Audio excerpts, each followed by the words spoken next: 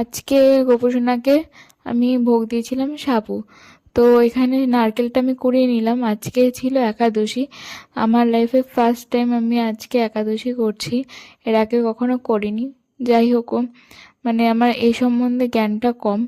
তো তাও নিজের মতন যতটা পেরেছি করার চেষ্টা করি। আমি অত ভালোভাবে করতে পারি না, তাও চেষ্টা তো করি যে ঠিকঠাক করে করার। তো এখানে আজকে সাবু ভোগ দিলাম। এখানে পুজোটা সেরে নিচ্ছি। আম, কি বলবো, এখানে মানে আমি এতটা ইমোশনাল হয়ে গেছিলাম, আমার মনটা একটু ভালো ছিল না। সকাল দিয়ে মনটা খারাপ করছিল। কি বলতো, কিছু কিছু কথা আছে না, সবার সামনে না শেয়ার করা যায় না, সবার সামনে বলা যায় না। হয়তো তারা হাসি ঠাট্টা মজা করবে, কিন্তু একজন আছে যিনি সব কিছু বুঝবে, তার সামনে তো চোখের জল ফেললেও সে কষ্টটা বুঝবে। এই জন্য এখানে প্রচণ্ড ইমোশনাল হয়ে গেছিলাম। তো এইভাবে আমার ফার্স্ট একাদশী গেল। চলো